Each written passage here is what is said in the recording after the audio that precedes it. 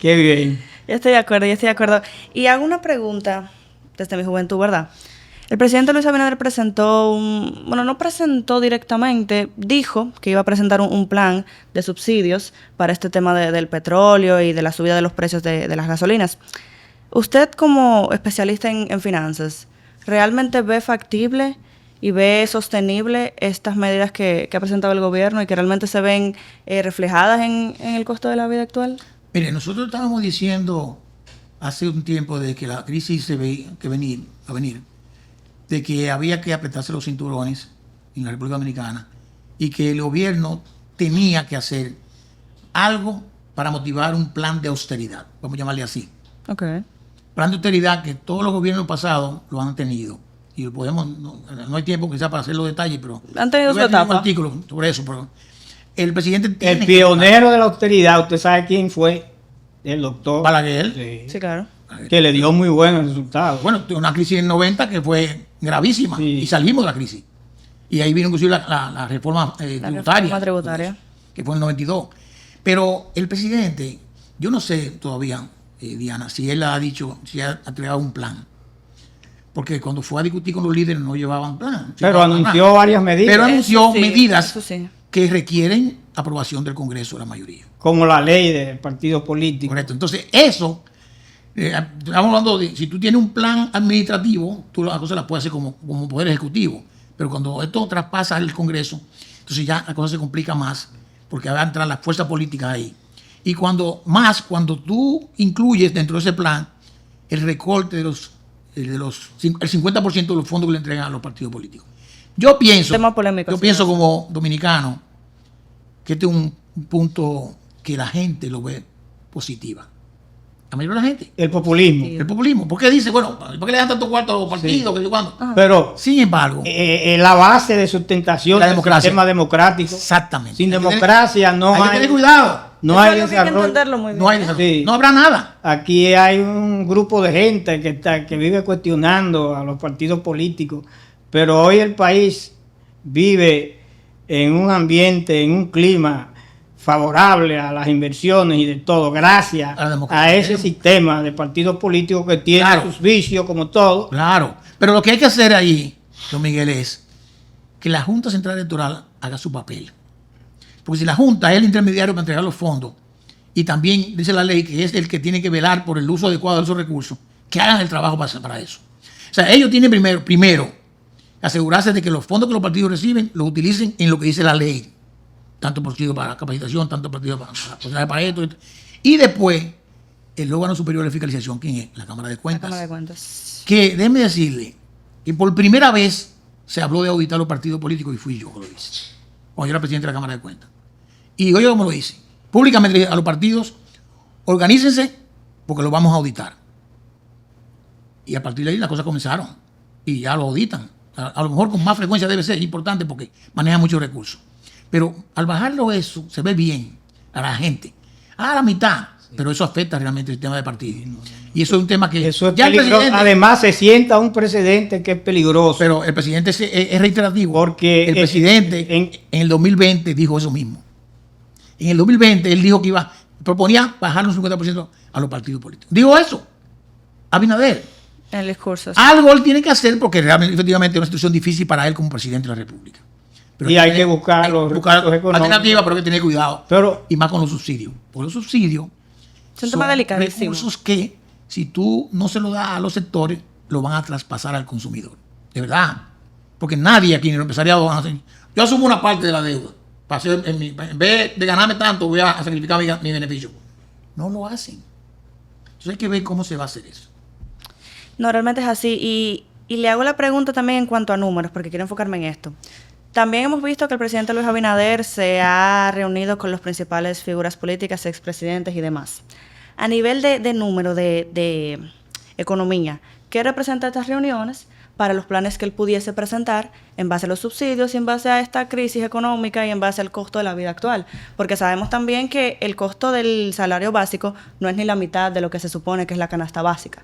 Entonces, ¿qué implemento tiene estas reuniones con lo que él va a presentar?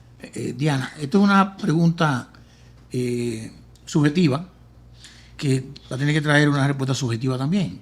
Válido. ¿Por qué? Porque los partidos, lo que sabemos de estas reuniones es lo que han dicho cada uno de los partidos. ¿Eh? Y ellos han dicho que se fue a hablar de muchísimas cosas, pero nada en específico en particular. Entonces, si no se fue a hablar de nada en particular, tú no puedes sacar cifras. Después de esas reuniones viene lo que el presidente dice que va a hacer, pero eso, cada uno de esos partidos dice, a mí no me hablaron de eso. Lógicamente, lo que el presidente dice como plan de austeridad, él dice que tiene que buscar 40.000 millones de pesos para sortear la crisis en el momento. Y dice el ministro de Industria y Comercio que él entiende que va a ser más de eso.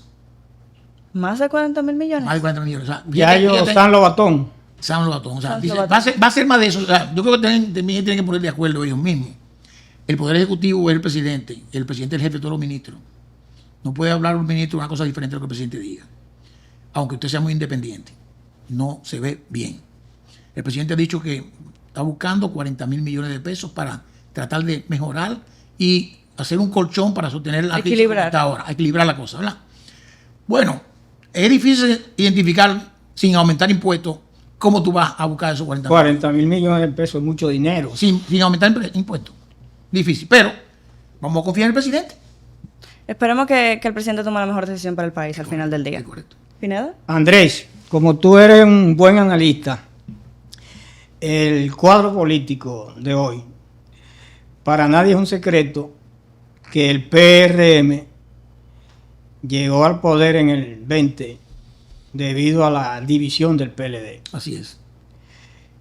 Y si no se hubiera producido esa División.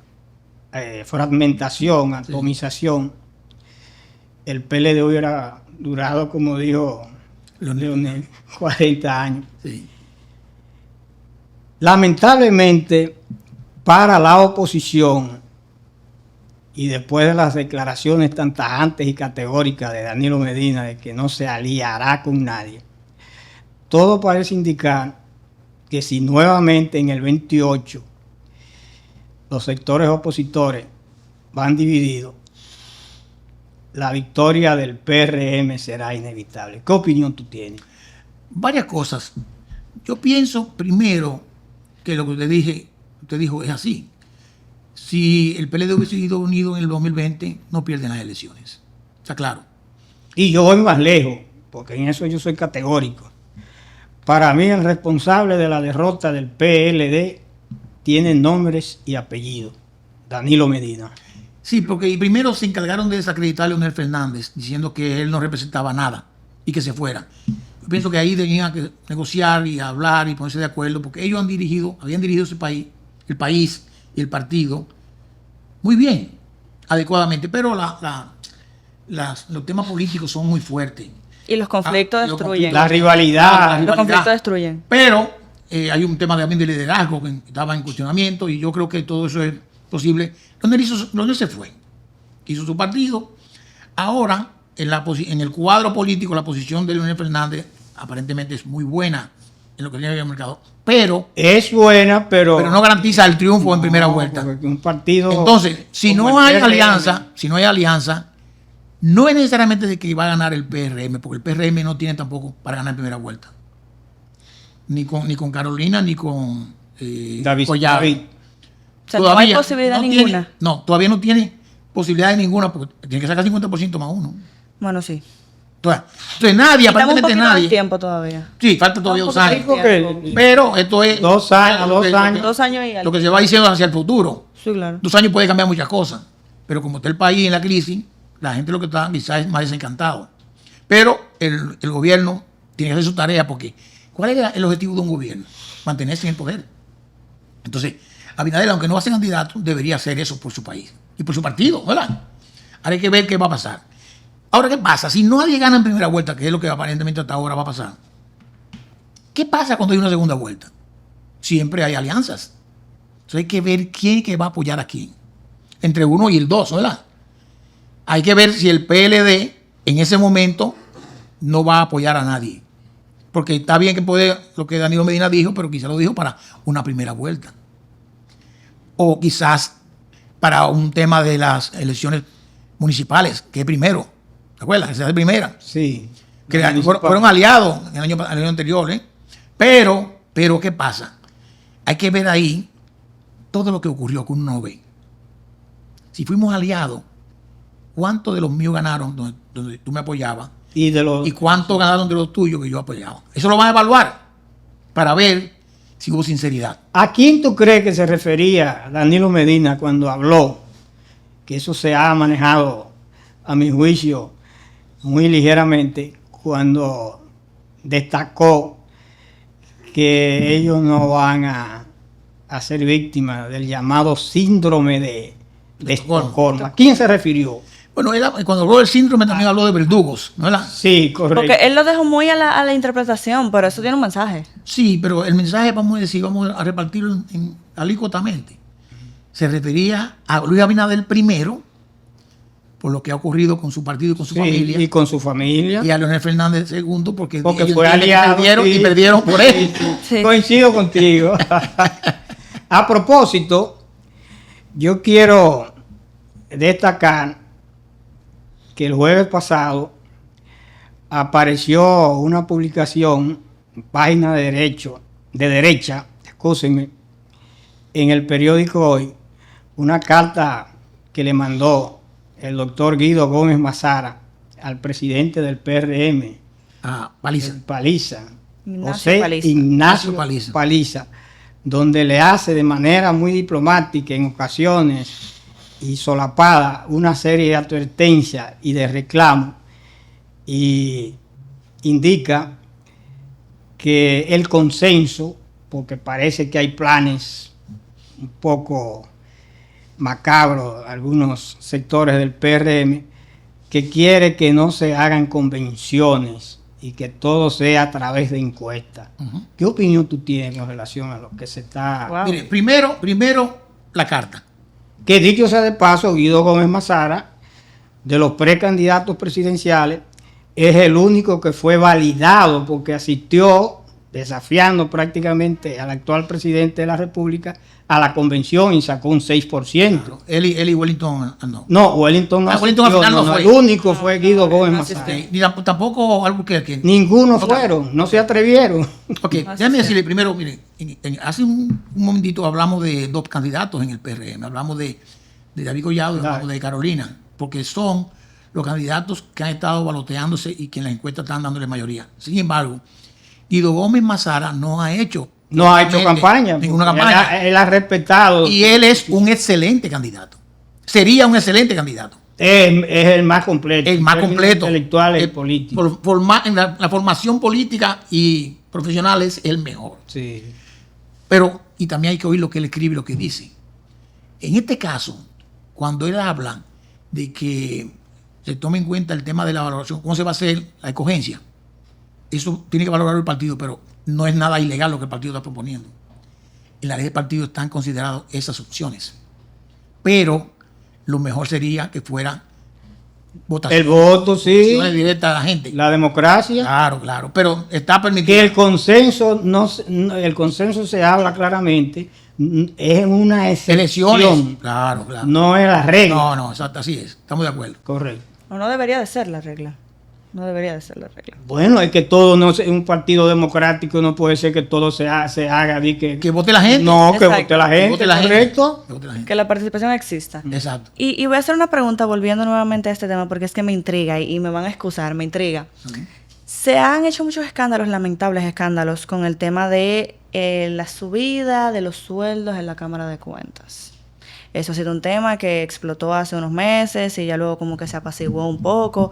Usted, desde su experiencia, ¿realmente qué usted cree que pasó ahí y por qué fue que lo hicieron? ¿Y por qué fue que entonces tuvieron que volver para atrás luego de que estaban muy campantes con este tema? Mire, yo pienso que las lecciones son para aprenderlas. Por eso siempre uno habla de lecciones aprendidas. La historia está ahí en la Cámara de Cuentas. Varias entidades, varios plenos han optado por esa opción de aumentar salarios, incluyendo la mía. Y yo nunca estuve de acuerdo y nunca cobré el aumento de sueldo que hizo. Nunca lo cobré. Nunca.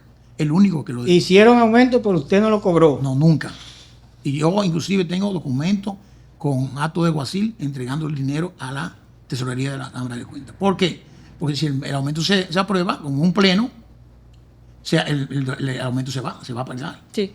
Pero ahí yo diría, bueno, pues entonces, ¿por qué ahora se habla de violación constitucional? Se habla ahora. El artículo 140 de la Constitución de la República dice que usted no se puede beneficiar a usted mismo. Porque en esa época ese artículo no estaba. No existía en la Constitución de la República. Quizás en el 2010, como el juicio fue en el 2008, se tomó eso en favor para que la democracia apareciera ese artículo 140, que no permite que usted mismo se pueda beneficiar, usted mismo, crear una disposición para usted beneficiarse. Ahora bien, hay una cosa clara, y es que la Cámara de Cuentas violó la Constitución de la República. Pero ellos echaron para atrás. No importa que usted haya echado para atrás, la violó.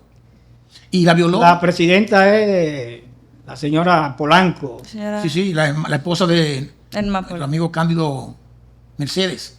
Del señor de Participación Ciudadana. Es correcto. Yo no sabía eso. Sí, es Te así. lo confieso con toda sinceridad. Sí. Y a mí me extraña porque él siempre ha estado opuesto a todo ese tipo de cosas.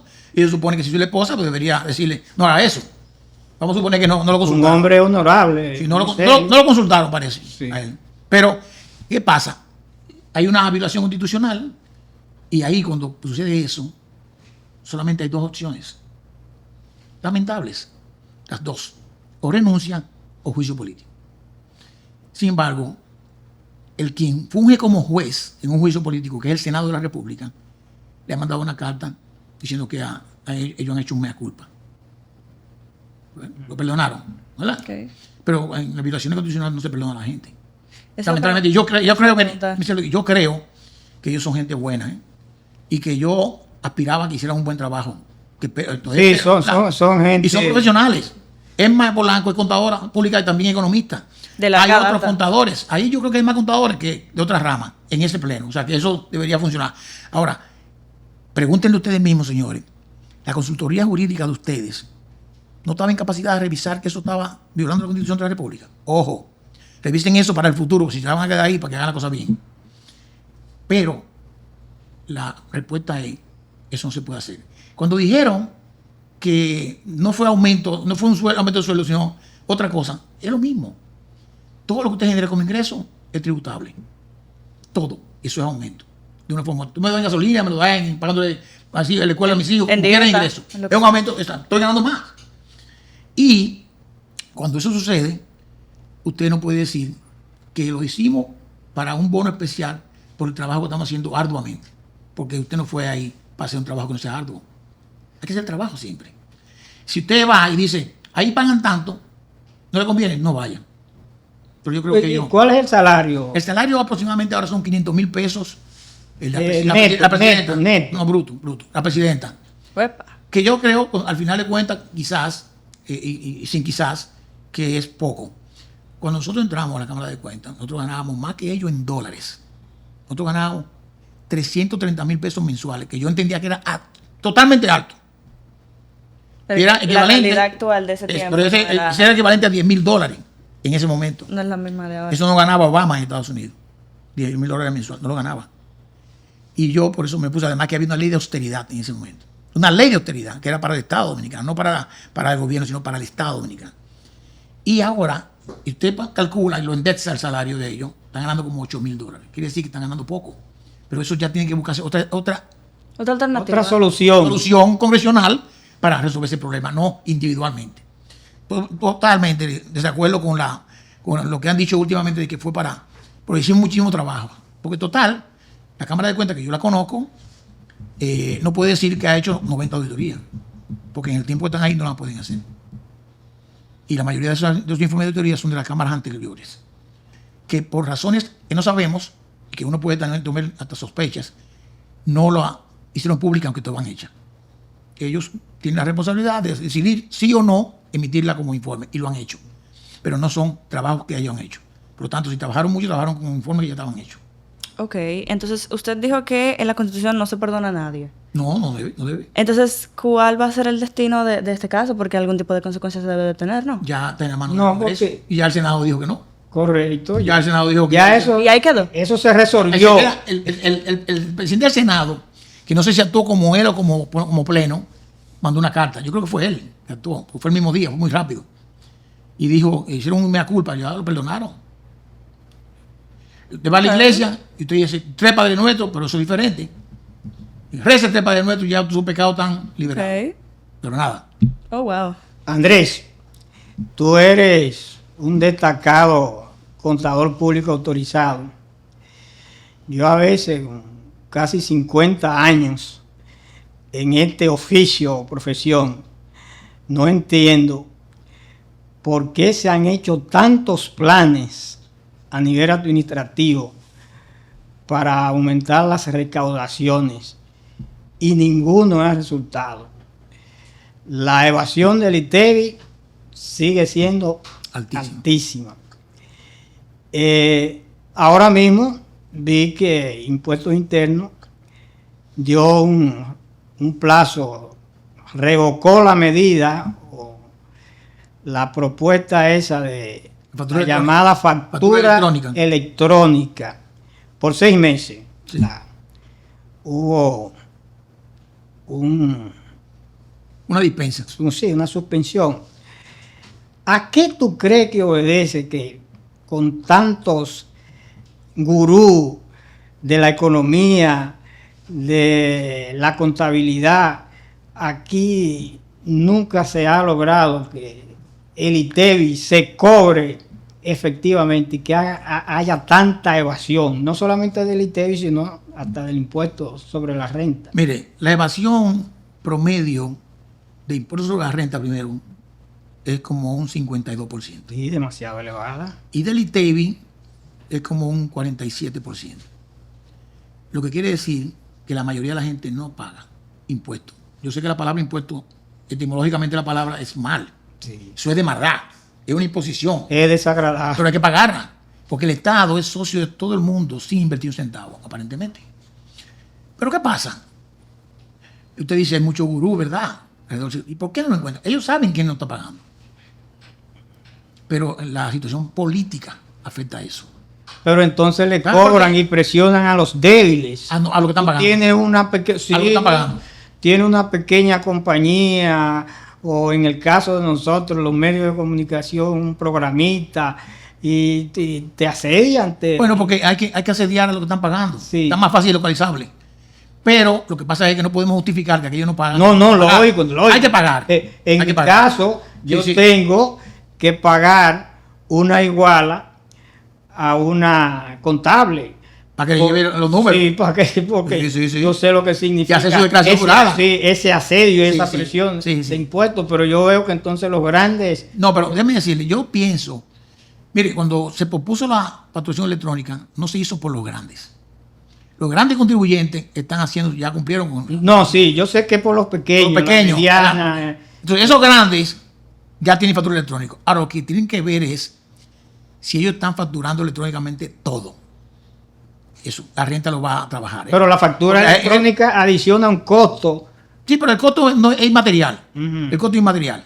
El proceso es lo que cuesta. Y la gente quizá paga una cantidad mínima mensual por ese proceso. Pero lo que pasa es que esa factura electrónica va a garantizar supuestamente que todo lo que usted facture va a llegar a la renta. Inmediatamente va a llegar a la renta. Ahora, si usted me factura por fuera, que la renta debe ser... Ahí hay un técnico ahí, señores, ahora. Pedro Urrutia Sí, es un experto en tributación, ¿eh? O sea, él sabe lo que pasa y lo que va a pasar y lo que la gente puede hacer, ¿eh?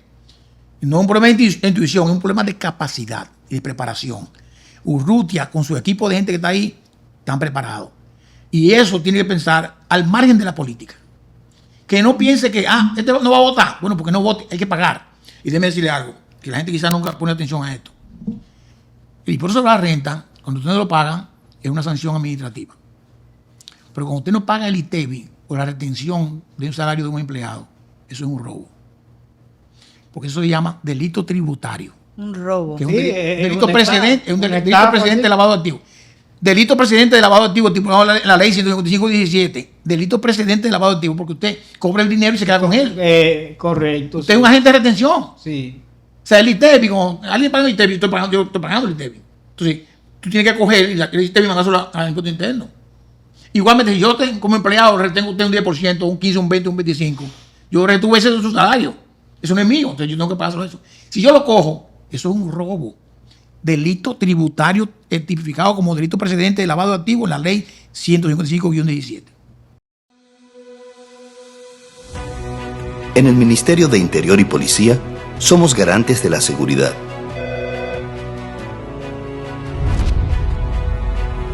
Desde la Policía Nacional hasta el Cuerpo de Bomberos. Desde el Programa de Control de Bebidas Alcohólicas hasta Migración. Desde los permisos de armas hasta los de fuegos artificiales. En diálogo permanente con la gente, velamos por la seguridad en hogares, barrios, carreteras y en la frontera, para que puedas vivir en un país más organizado y seguro. Nuestro interior está mejorando.